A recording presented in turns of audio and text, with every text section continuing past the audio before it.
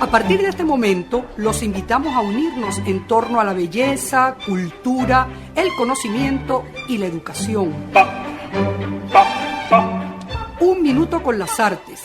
La Academia en tu Radio, con Susana Benco, Humberto Ortiz, Álvaro Mata y Rafael Castillo Zapata. Por Capital 710, tu radio. Buenos días, amigos de Radio Capital 710 AM. Bienvenidos una vez más a su programa Un Minuto con las Artes, la Academia en tu Radio.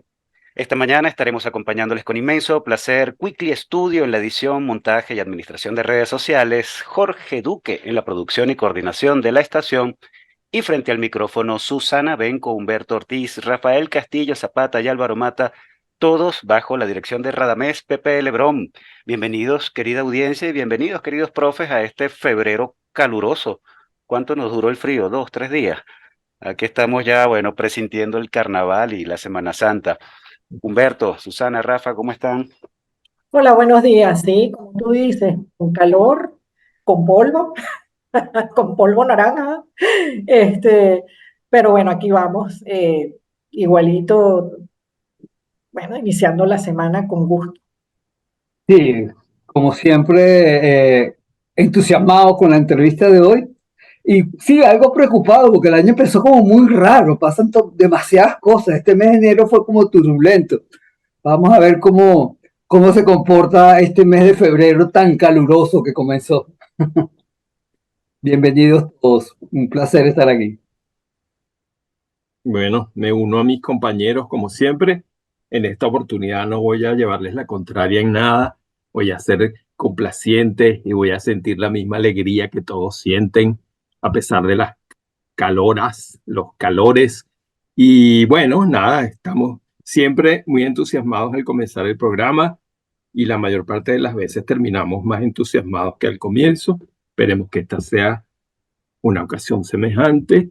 Y nada, estamos muy contentos porque hay una persona aquí que, bueno, está conservando la memoria de uno de nuestros grandes artistas de la fotografía, una persona muy querida, que no solamente dejó huella como artista, sino como hombre, como persona.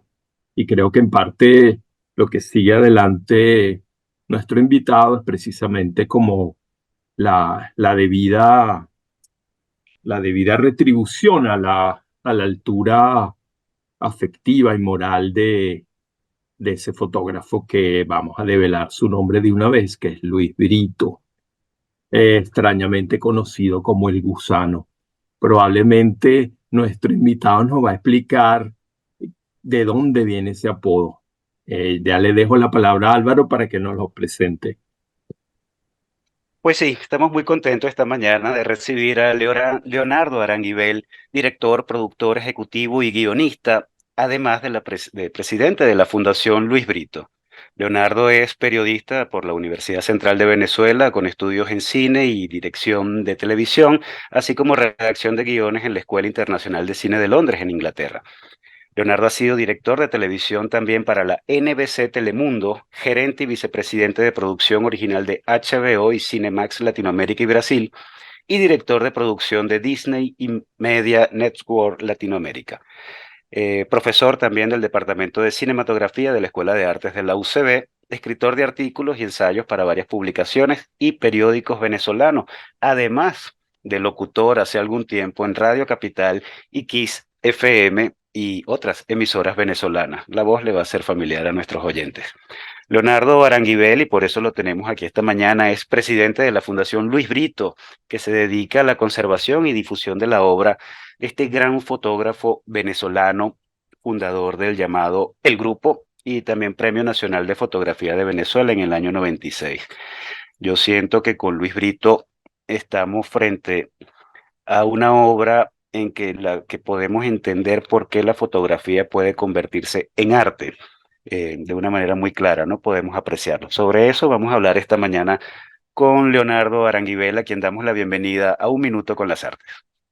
Bueno, muchísimas gracias. Es un honor para mí estar con ustedes, Álvaro, Humberto, Susana y Rafael. De verdad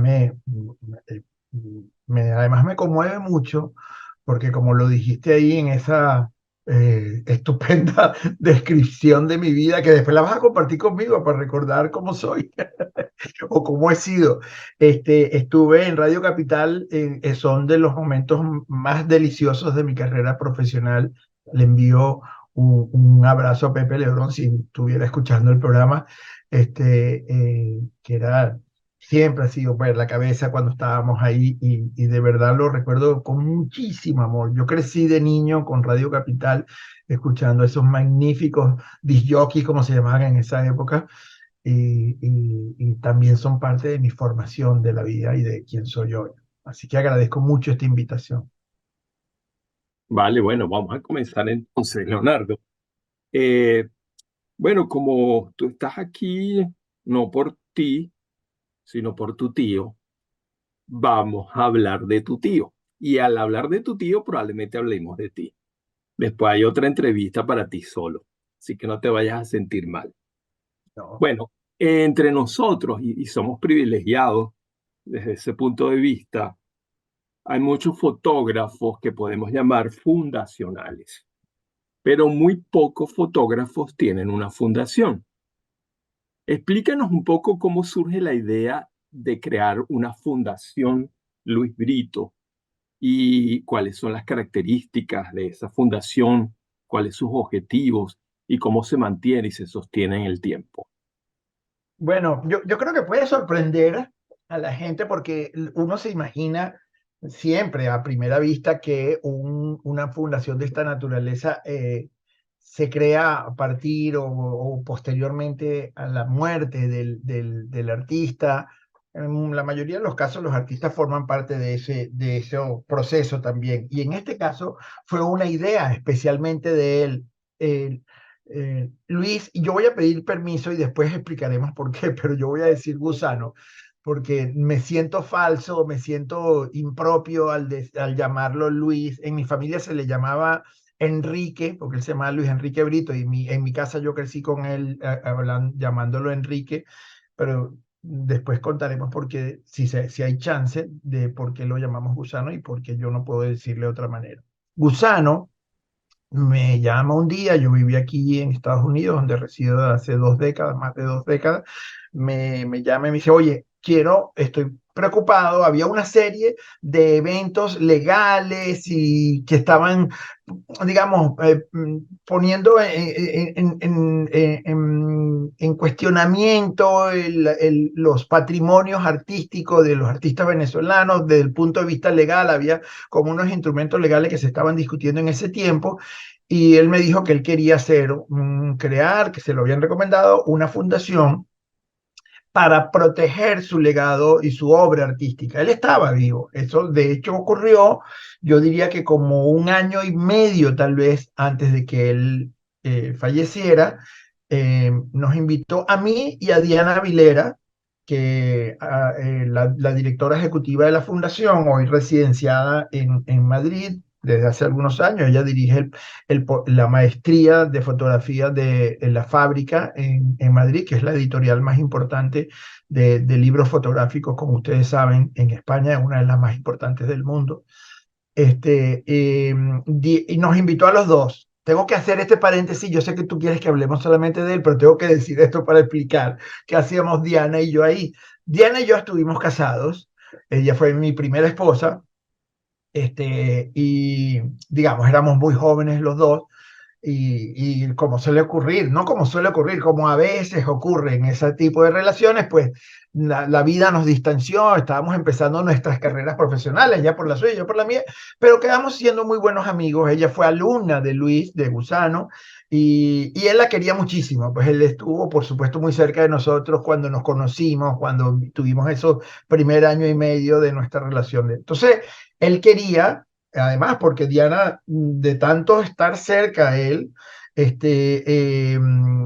él se dedicó mucho a la fotografía. De hecho, Diana llegó a crear un sello editorial de libros de fotografía en Venezuela que se llama Editorial La Cueva. Y entonces, bueno, era como ideal. Ella es la directora ejecutiva y él me nombró a mí como presidente de la fundación, entre otras cosas porque yo fui el hijo que él nunca tuvo. Ya esas relaciones y terminé siendo su heredero y el que le tocó manejar todas sus cosas, tú sabes, esas cosas administrativas terribles, post-mortem. Y entonces, bueno, así se creó esa fundación, de la mano de él, sentados al lado de él, firmamos el papel. Yo firmaba el papel que me diera para firmar sin ni siquiera leerlo, porque confiaba 300% en él. Así que así creo, nació la fundación, ¿no? ¿Cuál es, digamos, desde la fundación, la evolución de la fundación que han logrado hacer ustedes dos, Leonardo y Diana, con relación a esa tarea o ese mandato que de alguna manera les legó Luis o Gusano? Sí, bueno, sí, ciertamente en los primeros meses, digamos, él estaba en vida y él tenía un gran control de su obra y todo lo que él decidía, pues era una cosa que no discutíamos porque el artista era él. Pero claro, nos sorprendió a todos muy dolorosamente su temprana partida, en su momento, el momento en el que él fallece, nos quedamos como en cierto modo en el aire. Yo particularmente viví unas semanas, meses de mucho introspección y mucho dolor con respecto a la muerte de él. Y entonces iniciamos un proceso que fue muy largo y muy lento porque allá hay una obra de vida muy extensa, muy extensa. O sea, Gusano estaba tomando fotos desde finales de los años 60.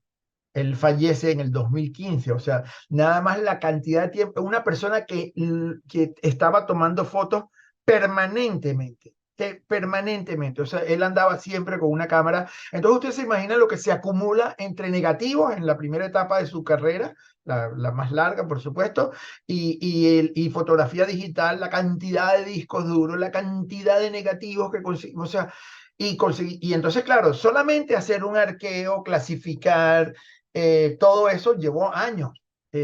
Todavía se está haciendo parte de eso. Yo quiero mencionar aquí a un fotógrafo en particular, la persona que ha dirigido todo ese proceso, que ha sido como la gerente de eso, que es Rebeca Guerra Bolet, que es a la vez como hoy día la manager, la gerente de la fundación, que ha hecho un trabajo de hormiga, pero espectacular, o sea, de una dedicación increíble, de verdad que, o sea, yo cada día que pienso en Rebeca y en las cosas que ha hecho y lo que hace, la admiro y la respeto mucho más. Y Antolín Sánchez, el gran fotógrafo venezolano, también Premio Nacional de Fotografía y además un estupendo escritor. Como sabemos, que finalista con su primera novela del Premio Planeta, por decir algo, un intelectual muy brillante. Él condujo la parte de revisar, incluso la conducción de cómo hacer ese archivo.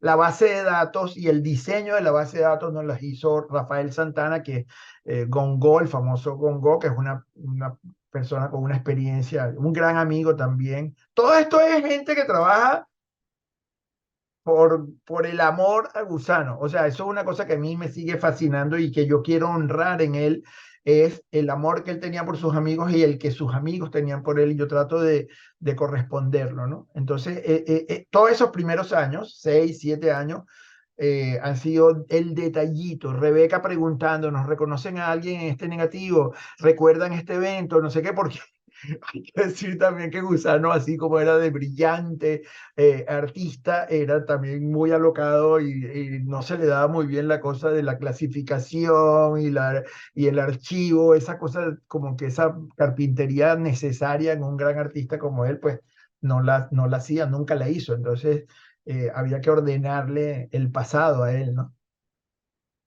Sí, realmente aprendí porque creo que lo que se me viene tiene que ver con esto, Leonardo, porque yo estaba pensando justamente un poco en ese tema que tú estabas hablando.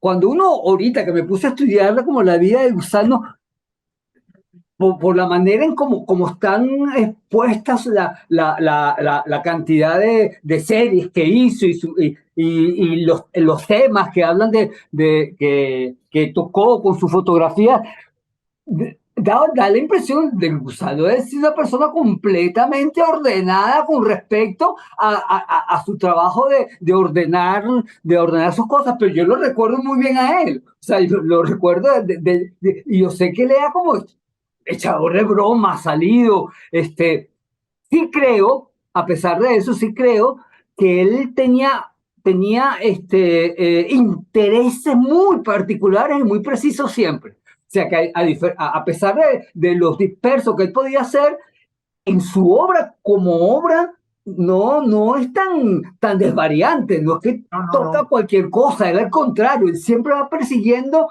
los temas parecidos, tocando las mismas intenciones. A mí lo que me sorprendió y lo iba a entrar y además fue un cambio muy rico como lo hizo él, fue cuando brincó del blanco y negro al color que lo brincó de una manera también extraordinaria, que hizo la camilla baja, pero ¿qué pasa con esto? Porque sus fotos en blanco y negro son de fuertes contrastes, de esas cosas duras de los grises y los negros, y de repente con esos colores blancos y azules que aparecían, no sé, yo quería preguntarte eso, ¿cómo fue ese movimiento hacia el color del gusano? Si podemos hablar de eso, si te interesa, no sé, es como la Sí, pregunta que claro. se me ocurre. Claro, claro, totalmente. Hay dos cosas que quiero hacer o decir sobre lo que estás diciendo. La primera es, para Gusano, la fotografía era un instrumento de expresión. Es decir, él, no sé cómo, voy a ver si logro explicarlo mejor. Él podría haber sido cineasta, poeta, podría haber sido narrador en prosa, podría ser hasta actor, porque lo importante era lo que él tenía por dentro para decir. Él se encuentra con la fotografía. No es que él busca la fotografía porque le nacía, porque la fotografía, él quería ser cineasta al comienzo. De hecho, él sale de Venezuela con una bolsa de trabajo a mediados de los 70, con una bolsa de trabajo del CONAC, yo no sé si todavía se llama así, pero el del CONAC, el Consejo Nacional de la Cultura. No, ya no existe, ya no existe. Ok, bueno, del Consejo Nacional de la Cultura, él se va a Italia y él iba a ir a estudiar cine, pero digamos, él tenía en sí mismo, él tenía ese germen de la fotografía porque uno de sus primeros trabajos fue como laboratorista en el INCIBA, que era anterior al CONAC, que era la misma Más, institución previa. exactamente. Por eso es que su trabajo en blanco y negro es una cosa que todos los fotógrafos admiran y respetan muchísimo, porque él era un experto en el laboratorio. Él se hizo un estudioso de las profundidades de los negros, de sus fotografías y de los contrastes, y empezó a aprovecharlo artísticamente mucho antes de pensar en la fotografía como medio de expresión. Él en realidad la fotografía era un instrumento, era una ruta que él utilizaba para expresar las cosas que quería decir, que como tú muy bien lo dijiste, Humberto, estaban muy claros. Él tenía los temas de la muerte, la religión, eh, la vida misma, exacto. Era los seres humanos, los rostros, era una cosa muy que le interesaba muchísimo. Eso podría haberlo hecho con cine, podría haberlo hecho en poesía, lo que fuera. Él utilizó la fotografía como una cosa que la tenía a la mano y entonces se profundizó muchísimo en el conocimiento técnico de la cosa. Él fue un gran maestro. Yo diría que un par de generaciones de fotógrafos que reconocen haber estado en el laboratorio con él y él y mostrándole cómo trabajaba él y muchos tienen todavía el recuerdo de cómo aprendieron de verdad de fotografía al lado de él, ¿no? El encuadre, cómo deben ser los tonos, cómo debe ser el contraste, cuándo debe haber grises, cuándo debe haber negros. O sea, y entonces, claro, tienes toda la razón. Cuando salta el color, que fue, digamos, una sorpresa para todo el mundo, pero era un paso natural. Era una evolución natural como artista, porque seguía siendo un instrumento. Él se quería decir cosas y tal vez ya no se encontraba suficientemente amplio el terreno donde las iba a decir si era solamente en blanco y negro. O sea, él no era un fotógrafo per se, él era un artista que utilizaba la fotografía para expresarse. Otra cosa que a mí me llamó siempre la atención y que juegan con, hay fotos como blanco y negro y en color, todo el trabajo que hace con la serie Lisa and Kane, que tampoco es como de la más conocida, pues yo adoro toda esa serie, todo el juego del maquillaje con el teatro y todo ese juego del artificio físico, de la apariencia, que a mí por lo menos las fotos de Lisa and Kane las adoro todas, todas, o sea en color, sea en blanco y negro, me encanta, no sé, quería como comentar ese juego Sí, por el juego artificial, artístico y lo humano allá adentro, ¿no? Que creo que tiene que ver con lo que estás tocando. sí, eso que dices es muy bueno que mencionas particularmente esa serie de fotografías que Una noche en el camerino, que el punto donde él encuentra, donde él se da cuenta de que él, entre el color y el blanco y negro no hay diferencias, que lo importante es lo que él quiere decir. Yo creo que ahí es donde él tal vez estaba.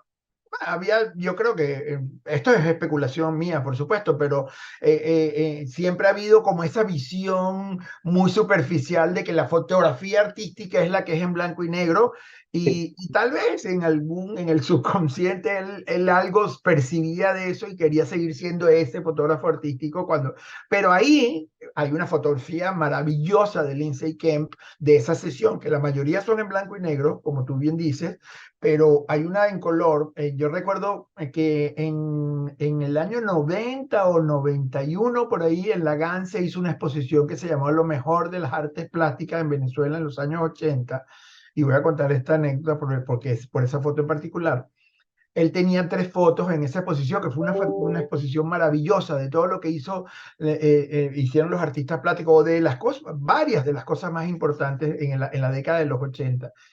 Y el día de la inauguración, un domingo a las 11 de la mañana, yo iba con él caminando, íbamos viendo toda la exposición y llegamos a la parte donde estaban las fotos de él y estaba esa foto de Lindsay Kemp. Es una foto que él toma detrás de la cabeza de Lindsay Kemp, como ustedes recordarán, calvo completamente. Lindsay Kemp se está maquillando frente al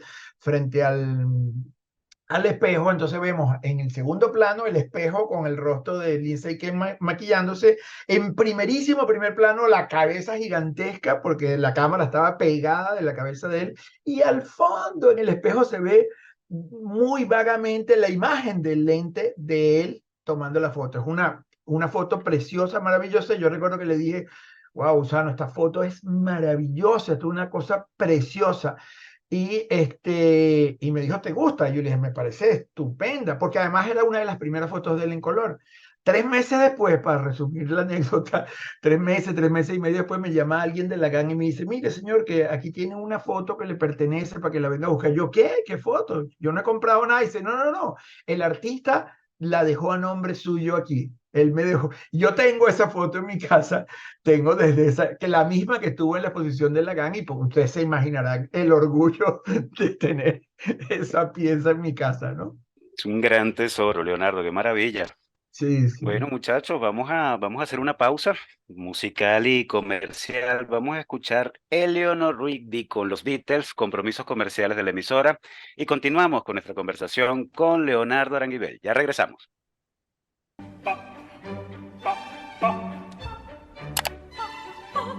Regresamos, amigos oyentes, después de este corte musical, Eleanor Rigby y los compromisos comerciales de la emisora. Y hablemos de esta canción que nos sugirió Leonardo por ser una canción muy vinculada con el Gusano Brito, de quien estamos hablando esta mañana. Y contemos la anécdota para darle pie a Leonardo a que nos explique un poco más, nos eche más el cuento de esta serie canción. En el año 80, precisamente, ¿no? Paseando por las calles del Cairo, Luis Brito se enteró de la noticia de que habían asesinado a John Lennon. Y bueno, inmediatamente lo que hizo fue entrar al cementerio próximo de la ciudad, en el Cairo, y empezó a tomar fotos de las estatuas que adornaban algunas tumbas, ¿no?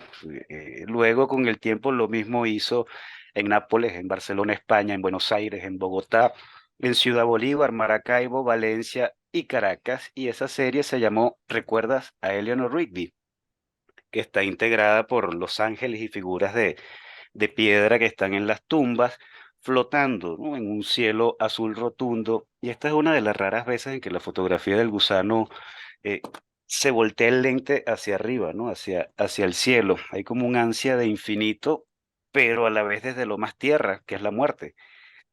Hablemos de esta serie, Leonardo, y de esta canción tan cara, El Gusano.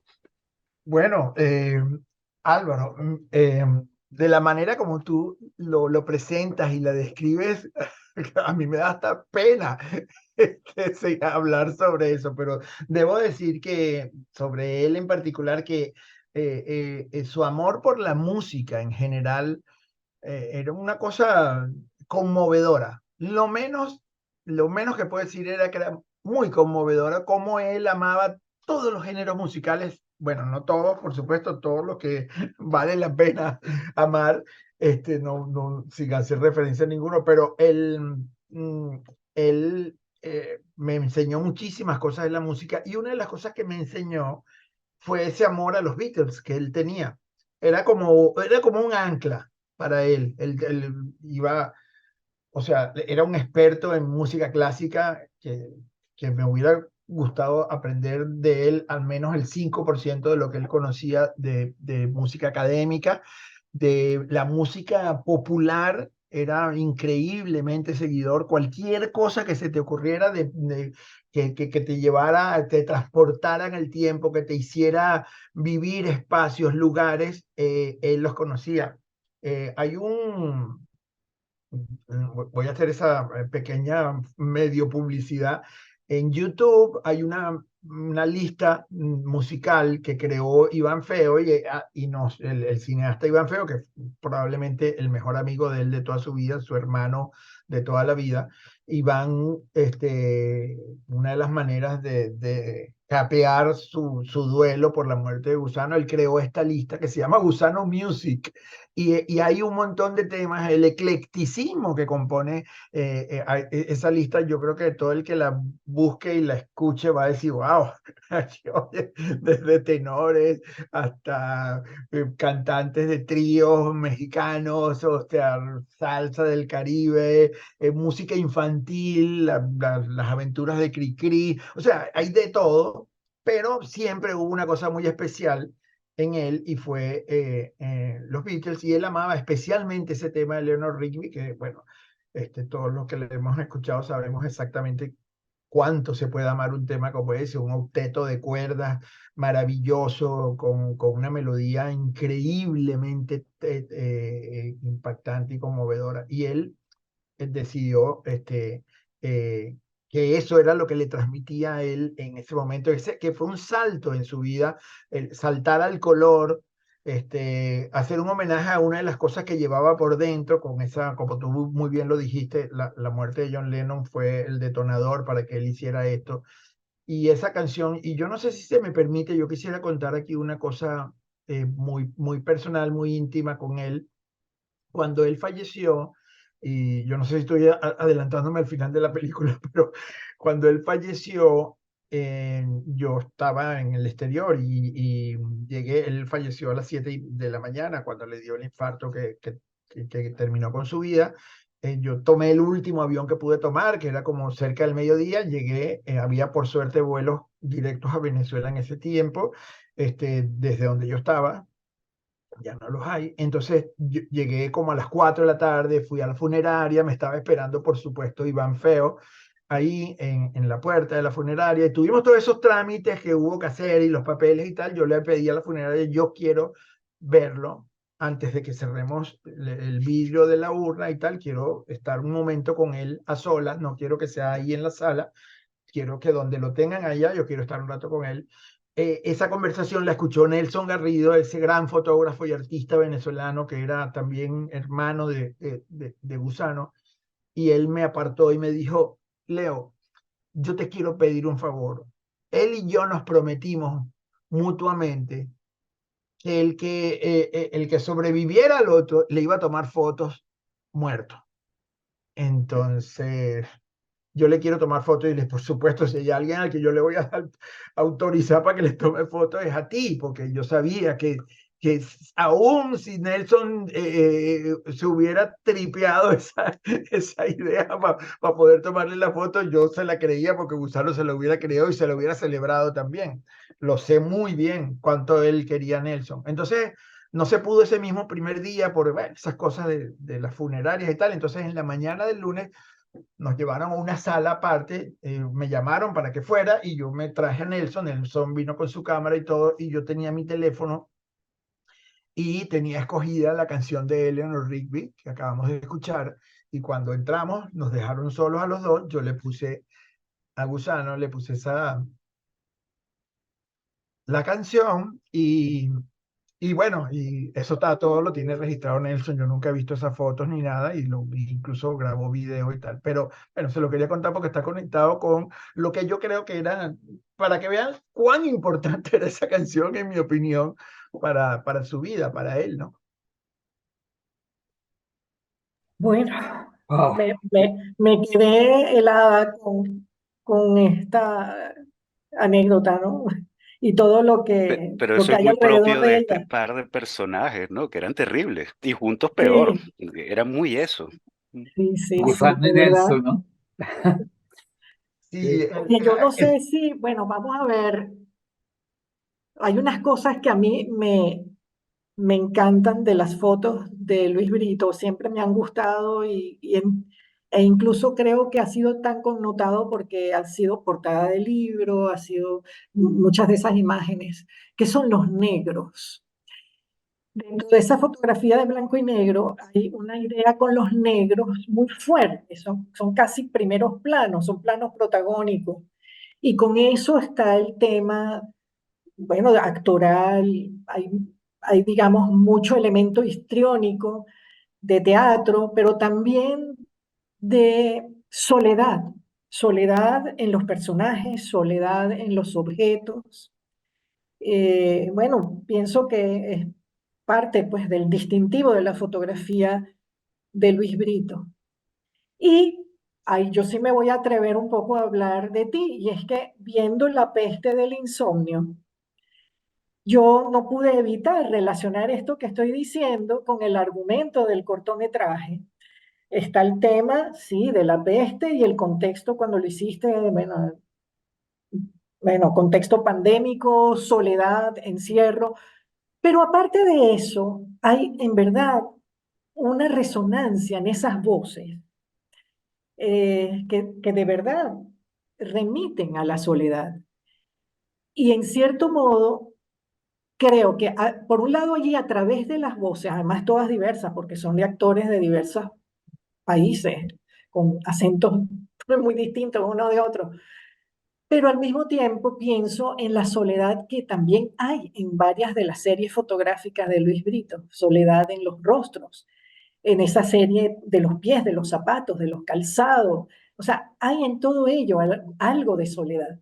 Entonces, bueno, yo no sé, me imagino que una cosa no tiene que ver con la otra, pero no puedo evitar relacionar y que haya habido una afinidad, digamos, sensitiva, expresiva, sensorial entre ustedes dos, y que de alguna manera eso se transfirió también en tu trabajo. Entonces, bueno, quería entrar por ahí, pues bueno, eh, muchísimas gracias. De verdad me honra muchísimo que recuerdes ese trabajo. Yo tengo que decir, como lo he dicho en muchas oportunidades, yo soy la persona que soy gracias a él.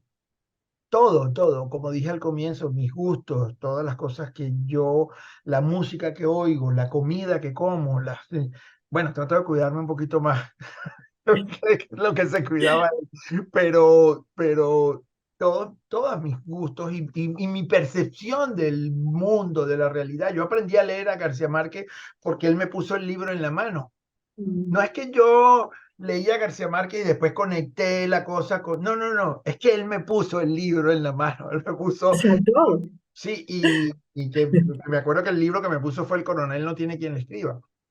Y además, yo siempre he dicho, a mí él me regaló cuando yo tenía 9 años de edad, me regaló un libro de Ray Bradbury, que era de bolsillo, literalmente de bolsillo. Yo lo cargaba aquí metido en el bolsillo. Y yo siempre digo que yo aprendí a amar a la ciencia ficción, a la literatura además, a la ciencia ficción, a la ciencia en general, a Carl Sagan, el cine de ciencia ficción, todo gracias a eso. Entonces, es obvio que además ese trabajo, el de la pandemia, el de la peste del insomnio, está dedicado a él porque es lo menos que puedo hacer, es reconocer que lo que yo soy y lo que he sido profesionalmente y como ser humano, se lo debo íntegramente a él. Yo cuando él murió, yo puse una nota donde yo parafraseaba a la abuela desalmada de la Cándida Heréndira, que hay un momento en el que ella le dice, espero que te alcance la vida no te va a alcanzar la vida para pagarme esto, ¿no? El final, después del incendio. Yo decía, bueno, espero que me alcance la vida para pagar la deuda que le tengo a él, y esto es la Fundación Luis Brito. En parte, lo que yo quiero hacer tiene que ver con esa deuda que yo siento que no es solamente mía, creo que es de nuestro país también, con él, con su obra, ¿no? Que retrató a nuestro país y a nuestros seres, a los venezolanos de una manera tan especial, tan particular, con esos negros que tú mencionas, con esa cosa, y muy bueno cuando hacían la mención del salto al azul. Conozco mucha gente que lo llama ese azul de él, lo llama azul abritado, porque es una cosa también, igual que ese negro, él convirtió ese azul, entonces es una continuidad de ese negro, en realidad es otra tonalidad de su expresión, ¿no? Y él jugaba con esos planos de colores como jugaba con el blanco y el negro y los grises. Es impresionante lo que él hace ahí con la foto, técnicamente hablando, y ya va, pero como Luis Brito logra esos contrastes de colores tan radicales y tan expresionista como el blanco y negro, me parece a mí. Yo creo que eso es Ahora, Leonardo, Perdón, Álvaro, perdón. no, no, adelante. No, que iba a hacer a puntualizar sobre eso en su obra. Él, en la última etapa de su vida, él decidió hacer retratos a venezolanos, tanto comunes como grandes artistas, o sea, Sí, allí, sí. o sea, un montón de gente normal, amigos, todo, y entonces él utilizó una técnica que era volver a ese negro profundo del comienzo. Él cargaba en un morral una mochilita que cargaba colgando y que le identificaba desde lejos. Si tú veías la silueta, sabías que era él, porque tenía esa cosa, ese bulto al lado. Tenía envuelta una cobija, una sábana negra, una tela negra, perdón. Y entonces él tenía también un tirro, y cuando te iba a tomar una foto, donde estuvieras, pero él siempre utilizó la luz natural. Okay. No utilizaba luces artificiales para esos retratos. No, bueno, de hecho, él no utilizaba, sino en unas cosas muy específicas, trabajos encargados y tal, pero él colgaba donde fuera la tela, contra esa tela hacía el retrato, y cuando tú ves esos retratos, tú no lo puedes creer. Es luz natural contra un fondo negro pero profundo, lo que él lograba ahí, esa famosa foto de Franklin Brito, Sí. el activista que falleció, esa famosísima foto de él, el torso de él mirando a cámara. Yo recuerdo, yo estaba por suerte al lado de él cuando tomó esa foto, que es una de las fotos más hermosas de su vida. Franklin Brito, por cierto, no tenía ninguna relación, de ningún parentesco con él, Con él. una casualidad, pero Franklin Brito estaba haciendo una huelga de hambre frente a la sede de la OEA ahí en las Sí, Mercedes, me acuerdo. y llegamos ahí. Él pegó de tiro de la pared detrás de donde estaba la camita donde él estaba haciendo su huelga de hambre, pegó su tiro y tal, y le tomó la foto, tomó un montón de fotos ahí y tal, y esa foto que se ha hecho un ícono de la Venezuela, bueno, porque además es una pieza de arte maravillosa, muy humana. La hizo así, con la luz que había ahí, o sea, no hay nada, no hay, cuando mucho usaba una pantalla para reflejar una cosa que él llamaba las arepas o cachapas que proyectaban, digamos, reflejaban la luz para eh, balancear, ¿no? Wow. Wow, wow. Sí. Bueno, Leonardo, ahora que hablabas hace rato de pagar esa deuda enorme que tienes con el gusano, creo que parte de esa deuda, de ese pago, tiene que ver con el fotolibro Luis Brito, que se editó en España, ¿no? Por la prestigiosísima editorial La Fábrica y que se presentó el año pasado en el Trasnocho, en el Buscón. Es una selección de las fotografías del gusano. Cuéntame de este libro, dónde lo podemos conseguir, cómo fue el proceso de su elaboración. Bueno, esto fue la fábrica, como bien dices, es probablemente uno de los sellos editoriales especializados en fotografía, de los más prestigiosos de Europa, el más importante de España, sin ninguna duda en ese sentido o en ese campo. Ellos tienen una serie a la que de fotolibros de artistas, pero tiene una categoría que se llama Biblioteca de Fotógrafos Latinoamericanos. Y ellos ya hace años nos habían invitado, querían, pero todavía teníamos el tema de los archivos que se estaban completando, había piezas importantísimas de su obra que todavía no habíamos encontrado los negativos o identificado en los discos duros, porque él dejó una montaña de discos duros y tal. Y entonces, bueno, finalmente hace año y medio llegamos a un acuerdo de cómo sería esa publicación. Este, terminó escribiendo el texto, había varias personas que estuvieron involucradas. Al comienzo el texto era su gran amiga, una de sus mejores amigas también. Yo cada vez que digo eso, a veces pienso, tenía tantos grandes amigos, pero esta realmente era una persona muy, muy cercana a él, que es Laura Terré, la gran historiadora e investigadora de fotografía española, residenciada en las afueras de Barcelona. Él, de hecho, el plan cuando él murió, él estaba viviendo en la casa de ellos y fue a Venezuela y falleció en Venezuela en el tiempo en el que estaba planificando retirarse y iba a vivir en la casa de ellos. Laura conoce la obra de él como nadie, pero hubo un montón de circunstancias que tenían que ver con la pandemia, con un montón de cosas que no permitieron que Laura terminara haciendo el texto que yo confío en que luego hagamos un libro antológico donde ella escriba el texto, porque, repito, no creo que haya nadie que conozca mejor la obra de él que ella. Y además que se querían muchísimo. Cuando él vivió en Barcelona en 1980 a 1984, se hizo muy amigo. Ella era una muchacha, 18, 19, 20 años, ya él era un fotógrafo con trayectoria y tenía 30, 35 años y bueno, era para ellos, para ese grupito que hoy día son grandes fotógrafos catalanes. Era como una especie de hermano mayor con los que conectó muchísimo para el resto de su vida. Entonces la fábrica terminó haciendo el texto. Finalmente Antolín Sánchez, que nos alegra muchísimo por lo mismo que habíamos dicho antes, porque no solo es un gran fotógrafo y fue un gran amigo, gran amigo de Gusano, sino también es un gran escritor a la vez. Es un escritor con mucha habilidad, con una pluma muy inteligente. Entonces, bueno, ese proceso terminó en junio pasado, la presentamos en Madrid. Yo tuve el honor de presentarlo junto al director ejecutivo de la fábrica. Fue una conversación ahí con público. Ahí hay una cosa que quiero decir porque es una de esas cosas bonitas de Gusanos que son inesperadas. Bueno, se hizo un sábado a las 12 del mediodía la presentación en el marco de una serie de eventos que había sobre fotografía en Madrid y no sé cuánto.